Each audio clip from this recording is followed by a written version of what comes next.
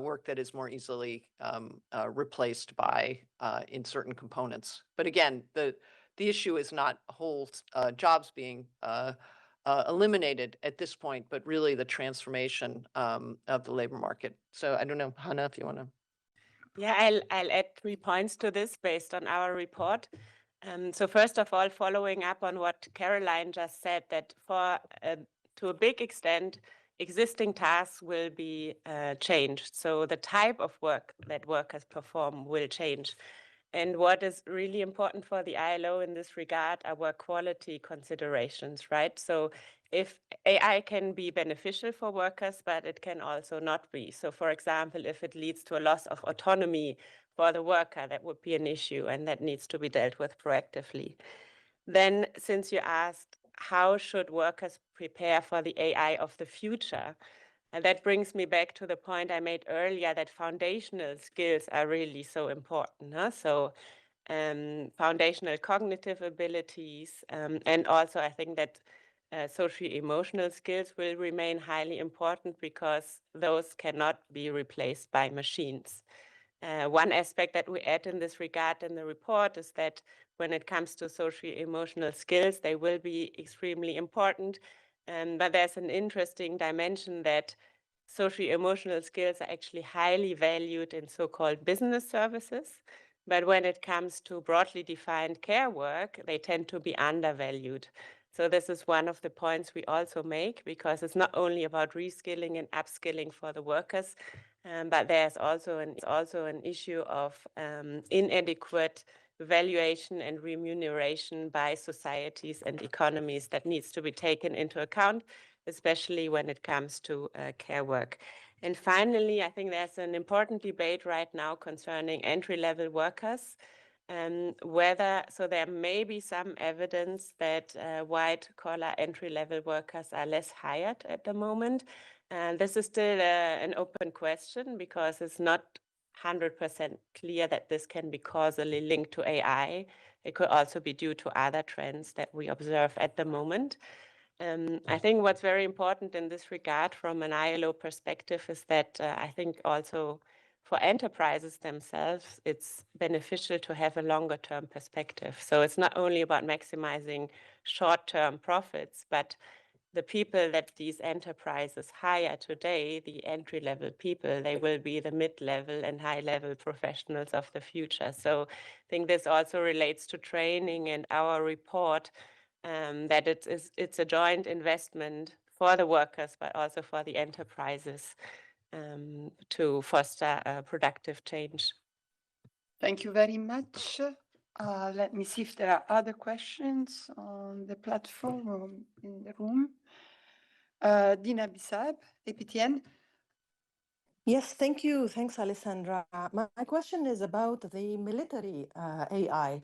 Do you cover this in your report? Because it's becoming more and more a huge concern for people who are under attack in countries like Lebanon or other places, Palestine or otherwise, who are under attack because of some AI programs that are used.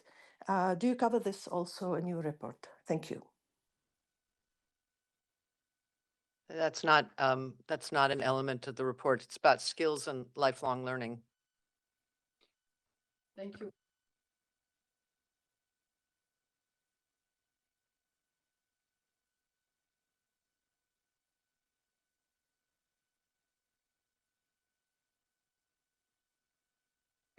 I thought I had also.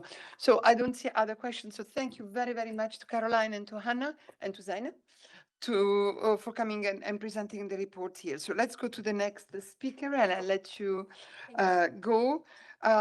Christian, I think he's stuck somewhere in the palette because he sent me a message. So let's wait for them to arrive. But in the meantime, I'd like to go to Nairobi, where Saif Magango for OHCHR is waiting to tell us about the situation in Mali. So Saif, I think you are connected. Let's go to you and hear your briefing on the situation of civilians in Mali. Thank you. Yes, good morning.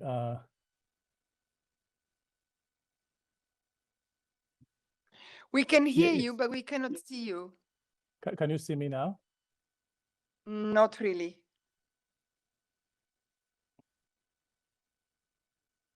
sorry, start the video. Good. So if maybe you want to reconnect, and in the meantime, I see that we have online another speaker from the field, and I'd like maybe to ask Babar to come to the podium. Let's go to Lebanon and to Tommaso so that we can go, because I see that your colleague Carolina Lindholm-Billing is online. So let's play by ear according to the availability and the links. Carolina, welcome. We have the UNHCR and IFRC to speak about Lebanon. And when Maria arrives with Christian, we will switch to them. So Babar, you want to say something, or I'll go directly to Carolina?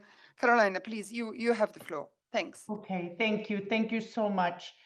So, yeah, greetings from Beirut, where, despite the announced ceasefire that's been in place since the 17th of April, the humanitarian crisis in Lebanon is far from over. And we really want to highlight how fragile this moment is. It's marked by ongoing airstrikes, shelling, demolitions, evacuation orders, bans on return to certain areas, and movement restrictions that continue to drive displacement and rapidly growing humanitarian needs. And I wanted to do this briefing today to highlight that even though the capital Beirut hasn't been struck in recent weeks and the situation in Lebanon features less in the media, civilians in the south of Lebanon and parts of the Bekaa are really living with the same fear for their lives as before the ceasefire, and more are being forced to flee. Just to recall that since the 17th of April, at least 380 people have been killed despite the ceasefire, and widespread destruction continues across large parts of the country, affecting homes, belongings to hundreds of thousands of people, as well as civilian infrastructure. According to the National Council of Scientific Research in Lebanon, 428 housing units have been destroyed and another 50 damaged in just the first 3 days of the ceasefire. So civilians continue to be directly affected, and insecurity continues to shape people's decisions about whether to return to their home villages or to stay put in relative safety for now. And many of the displaced are not even allowed to return by the Israeli army in areas it controls in the south. So even though all displaced people, that especially, we speak with, are longing to return to their homes, and thousands of families have tried to do so since the ceasefire, we see that these movements are very tentative, partial, they're often reversed. Many are checking to see if it's safe to go back. But so many are finding their homes destroyed, their neighborhoods unsafe, and the basic services not available. So we see that families, they flee, they try to return briefly again, flee again. So there is now this repeated and really exhausted cycle of uncertainty. And many of those who return and have tried to go back since the ceasefire have witnessed widespread destruction of their homes, of infrastructure, no electricity or water, damaged or non-functional healthcare facilities and schools, and ongoing risks from unexploded ordnance. Just last week, I met in Saida with some of the families who had tried to return to their homes in Nabati and Tir after the ceasefire, and then had to come back to the school that has been turned into a collective shelter. And they were even more devastated than before after seeing their homes completely destroyed. One man, he showed me a photo on his phone of his demolished house, and he's now back inside, sleeping on the floor in a classroom that serves as a collective shelter with nothing to return to and a very uncertain future. Simultaneously, the cross-border movements into Syria continue. So following the renewed escalation of conflict on the 2nd of March, over 310,000 Syrians have crossed from Syria into Syria from Lebanon, reporting that they had no viable alternative but to leave. But at the same time, this is still continuing. The Lebanon flash appeal remains critically underfunded, with only 38% of the funds needed received so far, which is really limiting the ability of humanitarian partners to scale and continue life-saving assistance.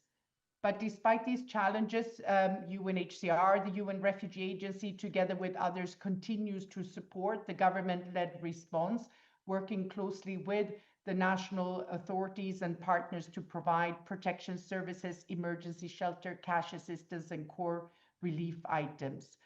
But the very fragile ceasefire, which again is not a ceasefire on the ground, must be upheld to enable safe returns for displaced families and be also matched by sustained international support. Thank you. Thank you very much, Carolina. And I forgot to say that, but you also explained that you are the UNHCR representative in Lebanon and you are calling from Beirut. Tommaso, you also have a point on Lebanon, a briefing point on Lebanon for IFRC. Yeah. Yes, thank you, Alessandra. Good morning, all. Last Saturday, I returned from a very intense mission in Lebanon, where I met our volunteers, the communities we serve, and visited our operation in Beirut, as well as in the south, in Tyre and Saida. As you already heard from UNHCR colleague, the humanitarian crisis in Lebanon is deepening, and in Beirut, it's impossible to ignore. Families are living in makeshift tents, struggling every day without reliable access to clean water or basic services. Today, 1 in 5 people in Lebanon, around 1 million people, are affected by displacement. Families forced from their homes speak not only of loss, but of their dignity being taken away. I met people living on the streets and others sheltering in the Sports City Stadium in Beirut, where the Lebanese Red Cross, with the IFRC support, is hosting around 1,300 people and expecting more arrivals. Dignity is central to the response. It is not only about delivering aid, but about listening, involving people, and enabling them to support one another. Even those displaced, including Lebanese Red Cross volunteers who lost their homes, are already helping others. The ceasefire remains fragile. It has not restored homes or livelihoods, nor does it guarantee basic needs such as water, food, or healthcare. People do not know what will happen tomorrow, and this uncertainty is taking a heavy toll on mental health. The IFRC emergency appeal for Lebanon is only 12.5% funded. This means critical support may soon be reduced when it's needed most. We call on the international community to show urgent support and solidarity. We cannot fail communities already facing crisis after crisis.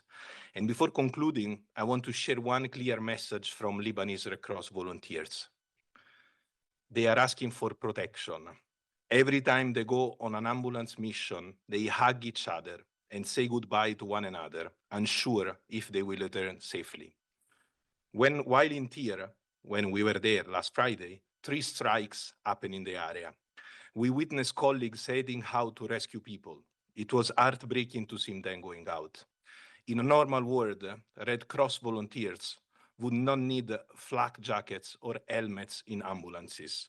The emblem should protect them. But this is not a normal world. In Lebanon, Youssef and Hassan were killed while saving lives. The emblem did not protect them, nor their protective equipment. A volunteer in Beirut told us, and I quote him, "Rescuing a person you don't know is the highest act of love. Sometimes we are the last one that a person will see before passing away. People count on us, and we will not stop, but we need protection and safer access. This emblem must be respected." From Beirut to Tyre, every volunteer told us the same thing. Tell the world, we must be protected. That is why I'm here today, to carry their voices and ask you to amplify their message. The IFRC will continue to demand what should never have to be asked, respect and protection for humanitarian personnel. Thank you. Absolutely. Thank you very much to both Carolina and Tommaso. Let me open the floor to questions in the room first. And if there are none, Moussa Assi, Al-Mayedine. Merci beaucoup, Alexandra. J'ai 2-3 questions. Do you have any information about the presence of civilians still in the war zone south of Litani, or so-called yellow zone by Israel?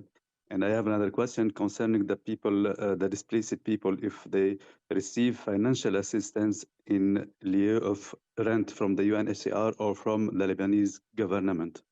Thank you. I think it's for you, this, Carolina.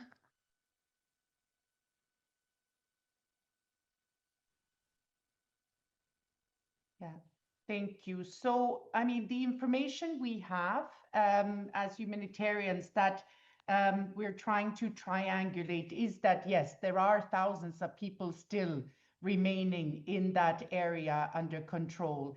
And we continue, the humanitarian community, delivering also convoys with humanitarian assistance to people in those hard-to-reach areas. But access is a challenge, and the ability of the people remaining there to have their basic needs met are extremely challenging. On the cash assistance, yes, the government, when the crisis started, launched a so-called shock responsive safety net, providing cash assistance to displaced Lebanese families and directly affected by the conflict, and UNHCR, and this funding has also been supported by WFP. Complementing that, UNHCR provides emergency multi-purpose cash assistance to refugees who are equally impacted by the hostilities and displacement. So as of now, around more than 490,000 Lebanese have received cash assistance through this government program, and around 100,000 vulnerable refugees affected. And this is helping to pay for rent or other basic needs in displacement for people who have left everything behind. Thank you. Thank you very much. Reuters, Olivia? Good morning. Thank you very much, everybody, for this briefing. Just a question, please, if I may, for Tommaso. You mentioned that the emergency appeal for the IFRC is only 12.5% funded. What is the total amount that you're trying to fundraise? And secondly, you mentioned that critical support could be reduced. Are you able to kindly detail what that support would be, and how soon are you looking in terms of timescale that you might have to reduce that support? Thank you, Olivia, for the question. So the appeal is for 100 million Swiss franc, and actually it was extended when the recent escalation happened, because we already had this appeal before to support the activities in Lebanon. Now, in terms of activities, the focus of our emergency appeal is really to support the life-saving done by volunteers 24/7. Every day of the week, but of course this has some running cost, as well as the relief items in shelters and tents, the psychological support, the different relief distribution even in the south. So basically we are there to support all the different activities of the Lebanese Red Cross, and the 12.5% means that some of these activities in the midterm could be, I mean, our people could be put in front of this impossible choice of deciding which of these activities to put on hold. Of course, we do hope that this will not happen. So in terms of timeline, we are working hard with partner donors and also with our Red Cross, Red Crescent National Society to get these funds as soon as possible. And if I may add to that, also the UN Lebanon Flash Appeal remains significantly underfunded. We had received, up to yesterday, we had received only 38%, that means $117 million of the 308 millions that had been demanded, because that's what we need.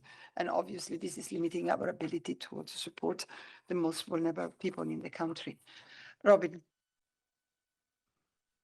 Thank you. Apologies if I may have missed it, but question for UNHCR. Do you have a new number for the number of displaced people within Lebanon, and also a figure for those who have fled abroad? Thank you. Carolina or Babar, I don't know. Carolina. Yeah, thank you. So the number of internally displaced that the government has reported still is around 1 million. But the situation is very fluid because people are, as I mentioned, some are trying to go back to their homes, then they return to their areas of displacement or to another area within Lebanon where they try to find accommodation. So we don't have currently, the government has not reported an updated exact figure because the situation is so fluid. So we say around 1 million people remain displaced within the country. And cross-border movements to Syria, as of the 2nd of March, around, I will just look at the figures, sorry, to get the latest ones for you. Over 310,000 Syrians have crossed into Syria, according to the Syrian authorities, and almost 66,000 Lebanese have crossed into Syria since the 2nd of March. Thanks.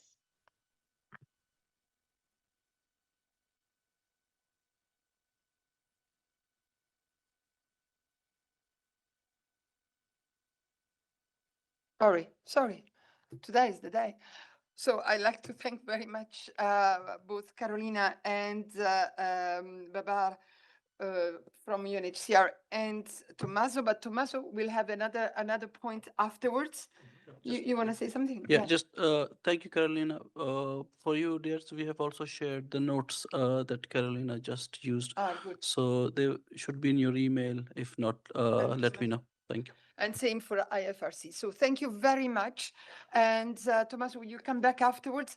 And now I would like to invite our guests from WHO who are now in the room and to come to the podium. Christian has brought us, well, I don't need to introduce Maria, very, very known face from the pandemic times, but we are always happy to see you here. And this time is not about that, but it's about the, if she can sit here, it's okay? Just like this is fine, if it's fine with you. Yeah, so Maria van Kerkhove, the Director of Epidemic and Pandemic Preparedness and Preventions on this cluster of Hantavirus we've heard about the last days. Yes. You start immediately or you want to? No, fine. No? Go ahead. Thank you. Okay, thank you. So hello, everybody. So no, I'm here for a very different reason. I hope you don't associate me only with COVID. But we do, I hope to be able to brief you more on different things that are happening, around the world. So thank you very much for the invitation to be here. And thanks for those of you in the room and online. So I would like to give you an update. So good morning, everyone, first of all. So I'd like to update you on the situation involving Hantavirus on a cruise ship that is currently stationed off the coast of Cabo Verde in the Atlantic Ocean. As of today, 7 individuals of the 147 passengers and crew have been reported ill. Sadly, 3 have died. 1 patient is in intensive care in South Africa, although we understand that this patient is improving, while 2 patients are still on board the ship and are being prepared for medical evacuation to the Netherlands for treatment. In our disease outbreak news that we published late last night, we did mention a 3rd suspected case who reported a mild fever at one point, and that would make this the total of 7 cases, 2 confirmed and 5 suspected. This person, I'm happy to say, is currently doing well and is asymptomatic. So typically when we have these ongoing investigations, our case numbers will change. They'll go up or they'll go down. So we will update you as necessary. At this stage, there are no additional symptomatic people on board. That said, the situation is being closely monitored, and as a precaution, passengers have been asked to remain in their cabins while disinfection and other public health measures are carried out. Medical teams from Cabo Verde are providing support on board the ship. Hantavirus infection was confirmed by laboratory tests in 2 of the patients by the National Institute for Communicable Diseases in South Africa. And further tests, including sequencing of the virus, is being conducted by NICD, as well as testing of the symptomatic patients on board, those two individuals, with the support from Institut Pasteur of Dakar in Senegal. Hantaviruses are viruses that are carried by some types of rodents. They can cause severe illness in humans, and they can be fatal. While we don't often hear about them, there are thousands of infections that are estimated to occur globally each year. People are usually infected through contact with infected rodents or their urine, their droppings, or their saliva. Human-to-human transmission is uncommon, though limited spread among close contacts has been observed in some previous outbreaks with one of the viruses, the Andes virus.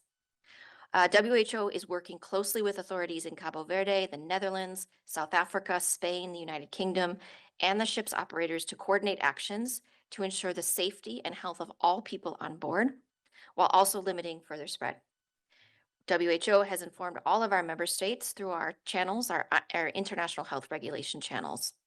We are supporting the medical evacuation of the two sick patients who are stable on board, and we're coordinating with the Dutch and Cabo Verde authorities and the ship's operators. This is currently underway. Epidemiologic investigations are also underway to better understand the source of exposures of the suspected cases. Contact tracing is ongoing. Further laboratory testing continues. We are also coordinating information exchanges and actions across all of the member states that are involved. As you know, there are more than 20 nationalities represented by people that are on board. We are providing technical assistance. We're ensuring appropriate public health measures are in place on board. We are also conducting risk assessments and have released emergency funds for our contingency fund for emergencies to support immediate actions. Collaboration has really been excellent. I can't thank that enough. I thank all of the member states who have been involved, the NICD, the Institut Pasteur Dakar, the ministries. This is what WHO does. This is what we want to see happen in each of these outbreaks. So we're extremely grateful. And I don't apologize for thanking them, even though that's what they're meant to do. So thank you to everyone involved. Based on the current information and what we know about previous outbreaks, WHO assesses the overall risk to the public as low. We will continue to monitor the situation. We were actively engaged in working with countries, and we will provide any updates as necessary. Thank you. Thank you very much, Maria, for this update. It's important that we understand better this what's happening there. So, and I see quite a few hands, so I'll start with AFP. Robin? Thank you. Several questions from me. Those people who are on the flight from St. Helena to Johannesburg, are they at risk, and what should they do? Secondly, should the Cape Verde authorities let the passengers disembark in Cape Verde? Would they have the capacity to manage the situation? And testing, how long does the process take to get results? And does that involve testing for the Andes virus? How long would that take to determine, and is that underway already? And also, do you have any theories at the moment as to how this situation may have come about? Thank you. Okay, thanks. No, it's great. Thank you very much for the question. So the first question related to the flight. So contact tracing has been initiated on the flight there. What we know typically about hantaviruses, I just want to put this in context. Typically, the exposure and the infection comes from contact with rodents. We have seen with one of the viruses, the Andes virus, that there has been some limited human-to-human transmission. Now, I know that means different things to different people, but just to say that's really among very close contacts, which is what I'll come to your later question later, what we actually think is happening, has happened in the current context on the ship itself. So contact tracing is initiated. So what will happen is the authorities in the countries will contact those who are on board. They will be asked to monitor their symptoms, and then they will follow up accordingly. Not just because you're on a plane doesn't mean that you have a high risk of exposure. So what they'll do is they'll look at high risk contacts, low risk contacts. We'll do that actually in all different types of settings. So that is underway. I don't have any feedback on that right now. We're also doing that just to say it's not just the people who are on the ship that, of course, we are concerned about. We're also working with authorities for anyone that has left the boat, the ship. I was told to say ship, that has left the ship in different ports along the cruise. In terms of the authorities, in terms of disembarking, so right now the ship is off the coast of Cabo Verde. The plan is, and our highest priority is to medically evacuate these two individuals to make sure that they have the care that they receive. So the plan that is currently in the works, it's underway.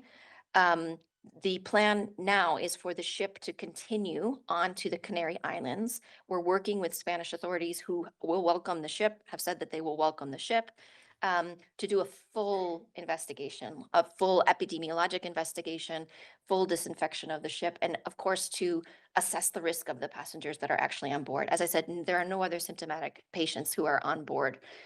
So that is planned. So once the two sick individuals on board are medically evacuated, then the ship can move.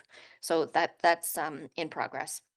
In terms of testing, it depends on the type of tests. They can either do PCR tests, they could do serology. So it can take a day, it can take a couple of days, it's depending on what is done.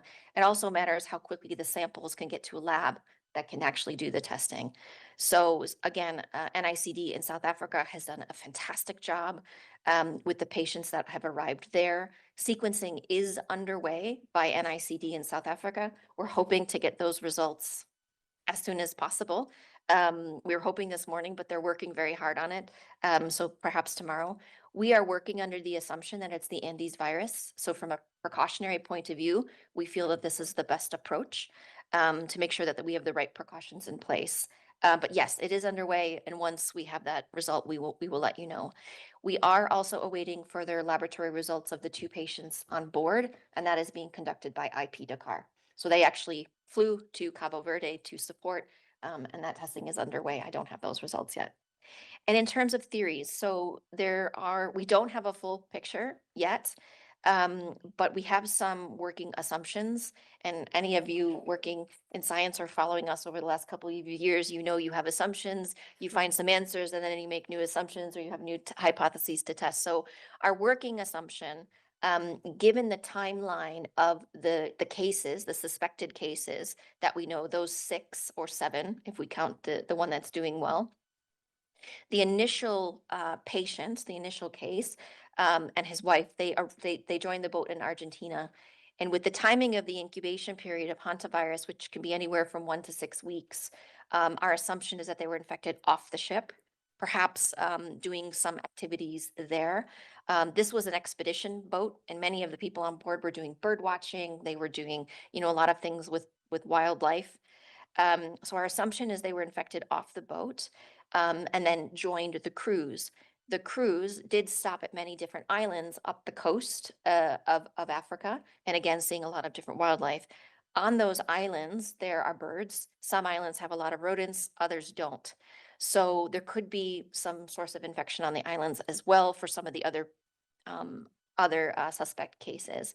However, we do believe that there may be some human-to-human transmission that's happening among the really close contacts, the husband and wife, people who've shared cabins, etc. So again, our assumption is that has happened, and that's why we are operating and working with the ship to make sure that anyone who is symptomatic, anyone caring for patients is wearing full personal protective equipment.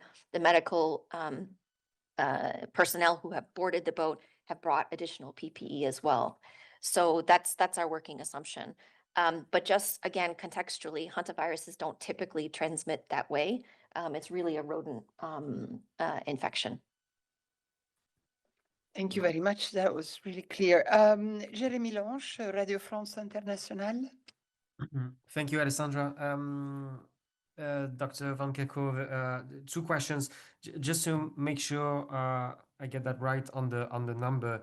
You meant 5 suspected cases, 2 confirmed, but we have 3 dead. So that means that 1 person who has died has not been confirmed to be tested positive, right? Okay, I see you nodding, so that's a yes. That was an easy one. The second question is more on when was the last time you had to monitor such a cluster of hantavirus? And question on treatment. Is there any specific treatment for this Andes virus? Yeah, thanks very much. So yes, no, as I nodded in your first answer, one of the, sadly, the patients who died, we didn't have a lab test from. In terms of when we investigated clusters like this in the past, we haven't had something like this on a ship before, but there have been some clusters of hantavirus in the past. There's a really good paper that has been sent to me multiple times over the last couple of days, which I did know about. You know, there are thousands of cases of hantavirus that do occur each year from exposure to rodents, but there is one cluster in Argentina that happened a few years ago that we often refer to. It's uncommon. It's definitely uncommon. And again, when you have an enclosed settings, you have people that are spending a lot of time together, you know, these types of things can happen. And then your last question on treatment. So right now, there aren't any specific treatments for hantavirus, but care is supportive. Typically, people will develop respiratory symptoms, so respiratory support is really important, particularly oxygen. Some require mechanical ventilation. So what we want, especially if patients are deteriorating, we want to make sure that they have appropriate level of care, they have intensive care, then they have respiratory support. But no, there is no specific treatment. There are some that are in development, but at the present time, care is supportive. So those, if there are people that are on the boat, so if I may, we have heard from quite a few people, you know, on the boat. We just want you to know we are working with the ship's operators. We are working with the countries where you are from. We hear you. We know that you are scared, and we're trying to make sure that the ship has as much information as they can, which is, I know, is being communicated through the captain, and to have a really proper plan to make sure that you're cared for, and of course, that you get home safely. Appeal well heard. Olivia, Reuters. Hello, thank you very much for this comprehensive briefing. If I may, I just have a few questions. I just want to understand, just to triple check, you were saying that your working assumption is that there has been some human-to-human transmission among the really close contacts. I think you mentioned the couple. Has there been any testing in terms of the strain of the virus? You did mention there was mention of the Andes virus, but I just wasn't clear whether that testing has actually been that's occurred, and if you have had the results. And given you're suspecting human-to-human transmission, are you therefore suspecting, as a kind of working hypothesis, that this strain is the Andean strain? And also, you mentioned that PPE has been sent onto the ship. I'm just wondering, is the World Health Organization sending any mouse experts, for example, traps, to try and take a rat and take sample tests to see if they're carrying any infection? Thank you. Yeah, thanks very much. So yes, to say again, we are definitely looking at, you know, what virus is actually infecting the individuals. To do that, we need sequencing. So the sequencing is currently underway by the South Africans, and we hope to have a result soon. What we our working assumption is that it is the Andes virus. It could not be, but we're assuming that it is until we determined otherwise, because we do know that in the past there has been some limited human-to-human transmission with this virus. The point being, regardless of which virus it actually is, we do know that some of the cases have had very close contact with each other, and certainly human-to-human transmission can't be ruled out. So as a precaution, this is what we are assuming, so that we could take the necessary further precautions to limit onward spread. And I do want to remind you that we don't have, aside from these 2 sick individuals on board, there are no other symptomatic patients or symptomatic people on board, and that's a good thing. But we are monitoring that closely. In terms of trapping, I'm not aware of what's actually being done in terms of trapping. Rodents are everywhere.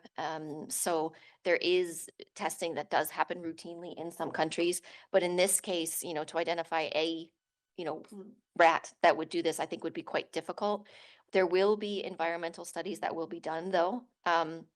We're looking at a full exposure history of everybody who is on board, you know, where they were, what they were doing, if they came into contact with wild animals. We had lots of different hypotheses in the beginning. Was it avian influenza? Was it Legionella? You know, so all of these things needed to be worked out. So with this confirmation of hantavirus, it's very, very helpful. And again, having that so quickly was really helpful for authorities.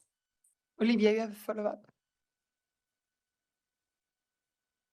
Yes, thank you. I just wanted to check, sorry, and forgive the simple question, but when you say close contact, could you mainly, could you perhaps specify what you mean by that exactly? What does close contact mean? Does that mean people who've been in physical contact, kind of within the same room or the same kind of dining table? And just a bit of detail on how, therefore, it would spread. Yeah, the kind of how here is quite important to understand. Thank you. Yes, thank you. So different people define close contact different ways. First of all, what we will do is we will look at all of the different type of contact people had. Some people on the ship were couples, they were sharing rooms, so that's quite intimate contact, physical contact, prolonged periods of time of spending, you know, in close proximity to one another. Certainly they're on a ship, and so they would have shared rooms or shared dining facilities. But again, when we say close, we mean like there's a physical distance, and I'm not going to give a specific meter because, you know, obviously people come in close contact, they move far apart from one another. There are some respiratory symptoms. So if somebody is symptomatic, they can obviously spread through these infectious respiratory particles. I won't say droplets or aerosols, but that can happen. But this is not typically how hantavirus spreads. So we are trying to determine actually that. So what I don't want to come away with this briefing is that, you know, everybody on board is at the same risk. That would not be the case. But when we do see couples that have spent a long time together and both of them are infected, either they had a common source infection and one incubated quicker than the other, or one infected the other. So for us, what we want to do, and we know, you know, the number of people on the boat, so we can treat the people on the boat in a very specific way to maximize, you know, our support to them and lower the risk. But of course, it's not the same. The risk to general public is low. This is not a virus that spreads like flu or like COVID. It's quite different. And Albert Otti, TPA. Hello, thanks. Yeah, I have one question regarding the seventh suspected case that you mentioned at the beginning. If this person is not symptomatic, sorry, why is it a suspected case? And can you specify whether it's a crew member or a passenger? Thank you. Yes, thank you. I'm not sure if I am supposed to say if it's a crew member or a passenger for privacy purposes. It's a person on board, if I could say.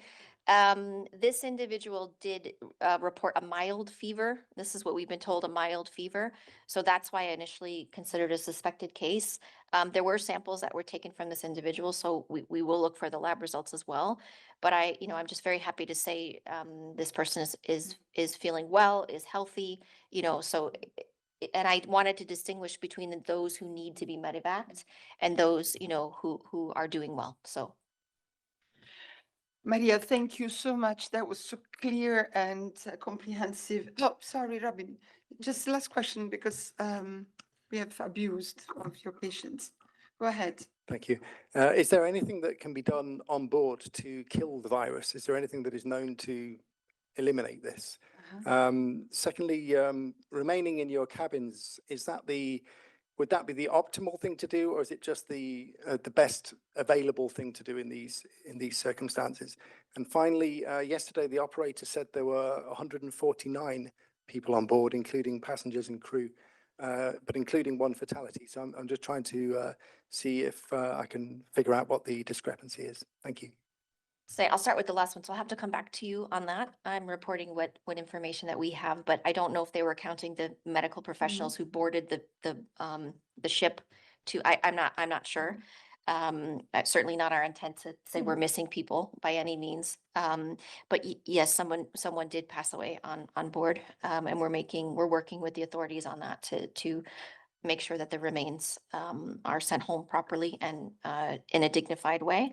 In terms of on board, so yes, as a precaution, because we don't know the extent of the circulation on board, and again, I will remind you, we have no other symptomatic patients on board. The recommendation is for people to remain in their cabins.